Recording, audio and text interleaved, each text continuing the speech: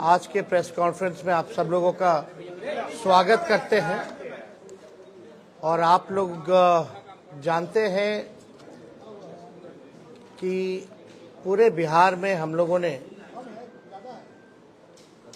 यात्रा किया, जन विश्वास यात्रा, और हर जगह जो है लोगों का हुजूम,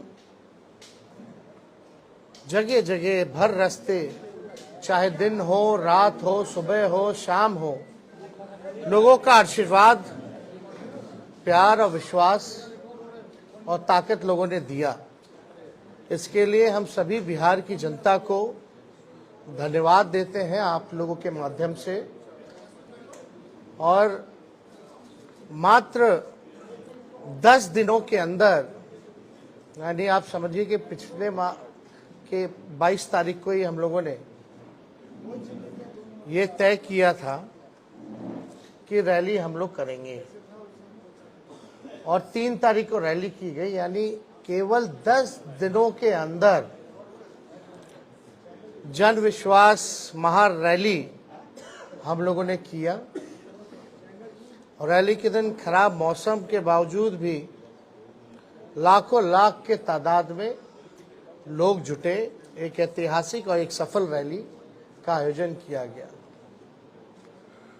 और आने वाले 2024 के चुनाव को देखते हुए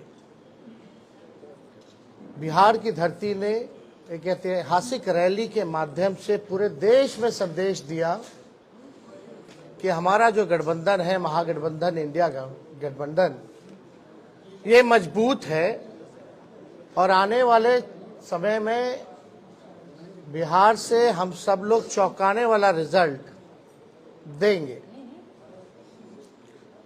लोगों का जिस हिसाब से उत्साह था, एक एनर्जी थी, एक वाइब्रेंट रैली आप कह सकते हैं था। बारिश हो रहा था लेकिन सुबह से लोग डटे हुए थे। शाम में 4 बजे रैली खत्म हुई, कोई जो है मैदान से हिला नहीं। जितना मैदान में लोग थे उससे ज्यादा सड़क पे लोग थे। तो एक ऐतिहासिक रैली हुआ।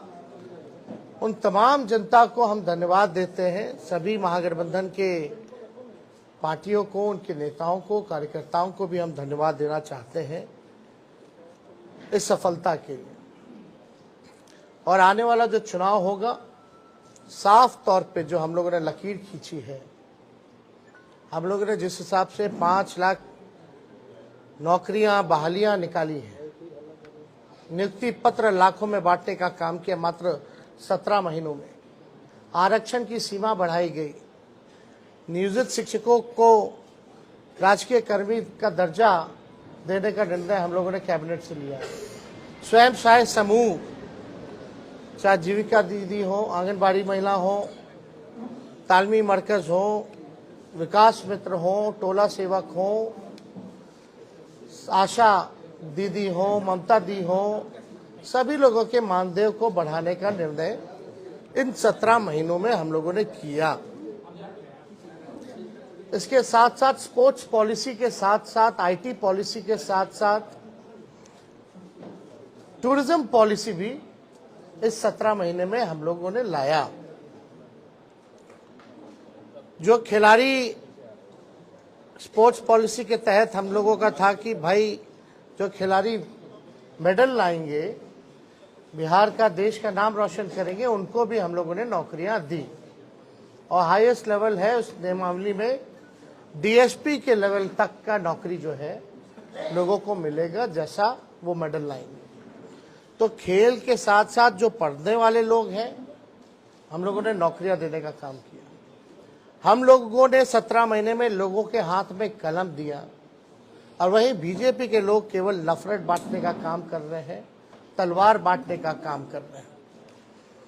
अभी भी बड़ा सवाल उठता है कि भाई कैबिनेट का विस्तार क्यों नहीं हो रहा, आखिर क्या वजह है। इतने महीने 1.5 महीना होने जा रहा है और अब तक जो है विस्तार नहीं हुआ, ना ही कोई होने की कोई सूचना किसी को है। तो आखिर मामला क्या है, खैर ये सरकार में बैठे लोग जवाब देंगे, इस पे ज्यादा हमको टिप्पा टिप्पणी नहीं करना है। लेकिन सवाल उठता है कि ये सरकार बनी है केवल हम लोगों को गाली देने के लिए। कोई भी एक निर्णय जो है ये सरकार ले नहीं पा रही। जिस हिसाब से हम लोगों ने 17 महीने में निर्णय लिया, ऐतिहासिक निर्णय लिया, जाति आधारित गणना कराया, आरक्षण के सीमाएं जिस हिसाब से बढ़ाई, नौकरियों की बात करते थे, देर रात बजे जाकर के अस्पताल में हम लोग छापा मारते थे, तो कहीं भी जो मौजूदा सरकार में लोग जो बैठे हैं उनका इंटरेस्ट जो है केवल लालू जी और उनके परिवार को गाली देने में ही है। 1-1.5 महीना से कोई काम नहीं हो रहा, और जो बजट भी आया वो बजट में हम ही मंत्री लोगों का साइन था। जो केवल भाजपा के वित्त मंत्री जो हैं वो पढ़े हैं, वो हम ही लोगों का काम का गुणगान जो है वो लोग कर रहे थे। ये बजट में देखे तो कैबिनेट में सबसे ज्यादा मंत्री राष्ट्रीय जनता दल के कोटे के थे, कांग्रेस के थे, तो हम ही मंत्रियों का साइन जो हम ही लोगों ने भेजा। खैर ये बातें अलग हैं, लेकिन हम लोग पूरी मजबूती के साथ आने वाले चुनाव में हम लोग लड़ेंगे और बिहार से हम लोग चौंकाने वाला रिजल्ट हम लोग देंगे। तो इसीलिए आप सब लोगों को हम आज बुलाएं ताकि आपके माध्यम से हम लोग बिहार की जनता को धन्यवाद दें। चाहे कोई वर्ग के हो, कोई जाति के हो, कोई धर्म के हो, सभी लोगों का पार्टिसिपेशन इस रैली में रहा। तो इसलिए आप सब लोगों को भी यहाँ धन्यवाद देते हैं। और कोई सवाल होगा तो आप लोग बेशक पूछ सकते हैं। एक सवाल है, आप कहते हैं कि आप कलम बांटने का काम करते हैं और भाजपा वाले तलवार बांटने का काम करते हैं, लेकिन इंडिया ब्लॉक के एक नेता है ए राजा, उन्होंने कहा है कि भारत एक देश नहीं है और अगर ये एक देश है तो एक भाषा और एक परंपरा ये होनी चाहिए। और उन्होंने आगे बढ़ने के बाद ये भी कहा कि रामायण में वो भरोसा नहीं रखते हैं और राम सही नहीं है। ये उनका व्यक्तिगत बयान है, ये हम लोगों का नहीं।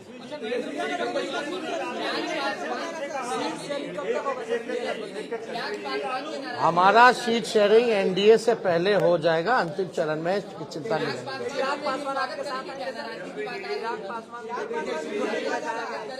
इस पे हमको क्या कहना, हमको तो कहीं जाना है नहीं, हम तो जहाँ हैं वही है। जिनको आना होगा वो ना बताएंगे, वो तब की बात है, तब की बात। भूषण शरण सिंह ने कहा है कि मैं मोदी का परिवार हूँ। भूषण शरण सिंह जितने महिलाओं का शोषण का आरोप है, उन्होंने भी कहा कि मैं भी मोदी का परिवार हूँ। अब देखिए, अब इस पे ज्यादा कुछ तो हम नहीं कहेंगे, लेकिन हम इतना जरूर कहेंगे 80 करोड़ गरीबी से करते हैं हाहाकार, 100 करोड़ बेरोजगार, 120 करोड़ महंगाई से लाचार, दुखी सब परिवार फिर भी कहते हैं उनका परिवार।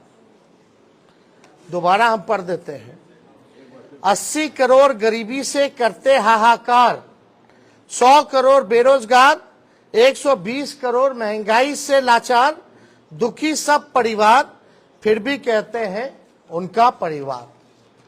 मतलब मुद्दे की बात होनी चाहिए।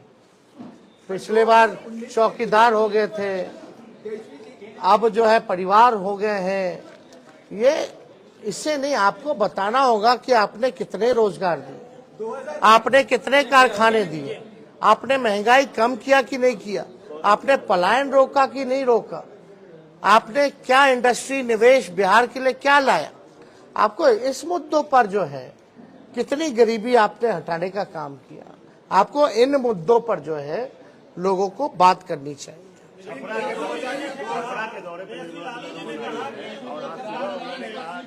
लालू जी ने जो बयान दिया था परिवार को लेकर के, मोदी पर जो सवाल खड़ा किया था, ये ओछा बयान है, इस तरह के बयान उनको नहीं देने चाहिए। इस पर तो सारा बात आ ही गया है, इसमें क्या कहना। कुछ इससे कोई फर्क नहीं पड़ता हूँ क्या कहना। पंजाब शहरी के मंच पे रोहिणी आचार्य भी दिखी। क्या आने वाले लोकसभा चुनाव में वो भी उनको भी टिकट मिलेगा? सब बात एक वन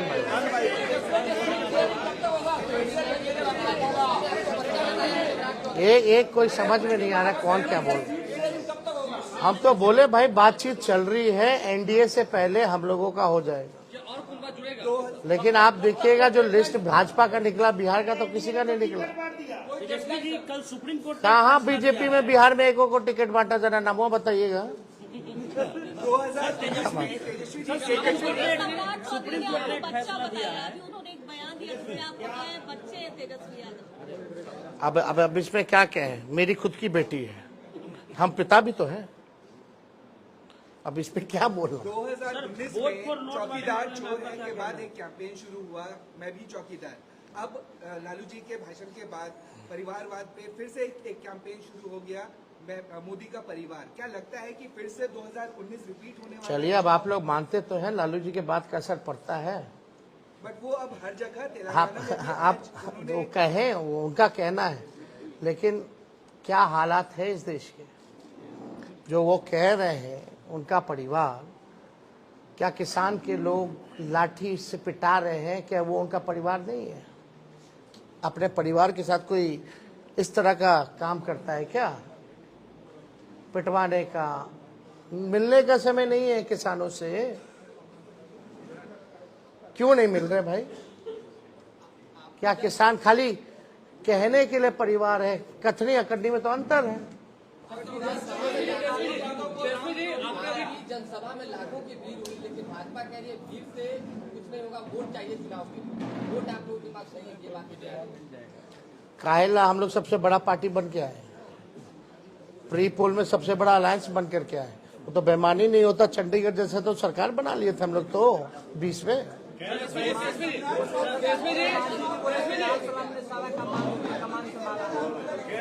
सब लोगों का योगदान है, और जो लोग कुछ भी कहते हैं वो अपना भी करके देख लें। सुप्रीम कोर्ट ने कहा, अब लास्ट क्वेश्चन आखिरी, वोट फॉर नोट का मामला सुप्रीम कोर्ट ने कहा है या जो 4 विधायक हैं उस पर कार्रवाई होगी, क्योंकि सुप्रीम कोर्ट ने कहा कि वोट फॉर नोट के मामले में पार्टी कार्रवाई कर सकती है। नहीं, इसमें हम लोगों ने लिखित में हमारे सचेतक ने और हमने खुद भी स्पीकर महोदय को हमने लिख करके दिया है। तो निर्णय, क्योंकि कानून तो है और इसमें एविडेंस भी है, और एविडेंस आप सब लोगों ने देखा ही था।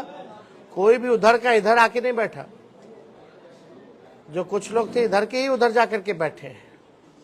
ये तो सबसे बड़ा एविडेंस है। और परंपरा के हिसाब से वोटिंग के टाइम में जिसको जहां सीट अलॉट होता है उसको वहीं बैठना पड़ता है। तो इतना बड़ा सबूत है, तो हम तो लिख करके दिए हैं, कार्रवाई तो होनी चाहिए। अब अगर कुछ निर्णय नहीं ले पाते हैं स्पीकर महोदय, तो हमारे पास रास्ता खुला हुआ है। अब खुद कह दिया तो स्पेसिफिकली हम लोग जाकर के फिर लाएंगे। अब तो कम से कम स्पीकर साहब को निर्णय ले लेना चाहिए ना। उसको लेकर भाजपा कह रही है कि पैसे पर बुलाया गया है, क्योंकि भाजपा का ये कहना है। ठीक है, उनकी मर्जी। एक बार फिर सब जितना लाखों लोग आए ना, सबके यहाँ ईडी सीबीआई भेज दे, बता देगा लोग। जरा तो 10 लाख से ऊपर जो लोग आए हैं, जरा सबसे पूछताछ कर ले।